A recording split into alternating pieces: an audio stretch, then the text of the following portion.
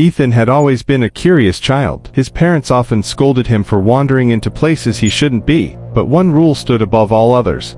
Never open the closet in the guest room. They never explained why. They never even used the room. It just sat there at the end of the hallway, its door always shut, the air around it colder than the rest of the house. But Ethan was 11, and rules were meant to be tested. One night, when his parents had gone to bed, the silence of the house felt heavier than usual. The wind howled outside, rattling the old windows, and the clock in the hallway ticked louder than he remembered. Midnight. The perfect time for a secret adventure. Ethan crept down the hallway, careful not to let the old wooden floor betray him. He reached the guest room, his fingers trembling slightly as he turned the doorknob. The door creaked open, revealing a dusty, untouched space. The moonlight spilling through the window cast long shadows across the walls, but it was the closet that drew his attention. It stood there, slightly ajar. Not enough to see inside, just enough to whisper an invitation. His parents had always made sure it was shut. Had someone been in here? Ethan swallowed hard and stepped forward. He reached out, hesitated for just a moment,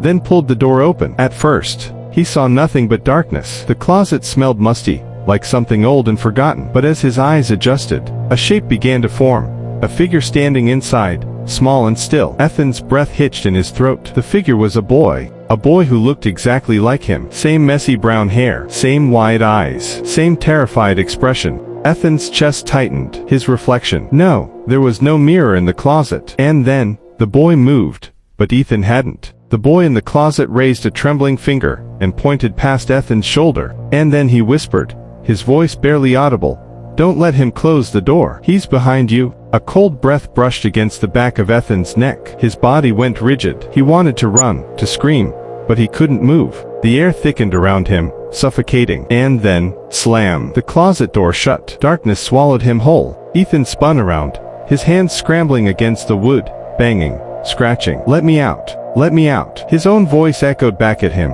hollow, distorted. Then, outside the closet, soft footsteps padded across the floor. A moment later, the guest room door creaked open. Then, his mother's voice, gentle, calling his name. "Ethan, it's late. Go back to bed." Relief flooded him. Mom, I'm in here." Silence. Then, her voice again, closer this time. "Ethan, what are you doing out of bed?" Out of bed. Ethan's breath caught in his throat. Through the thin slats of the closet door, he could see into the room. His mother stood there, looking down at something. Looking down at Ethan. No, that wasn't possible. The boy standing in the room, wearing his pajamas, smiling up at her, wasn't him. Ethan pounded on the door. "Mom, that's not me. I'm in here." But his mother didn't react. She reached out, ruffled the imposter's hair, and sighed. "Come on, sweetheart. Let's get you back to bed." Ethan screamed. He shouted until his throat burned, but his mother and the other boy were already leaving. The door closed behind them, plunging him into complete silence. For a moment, he stood there,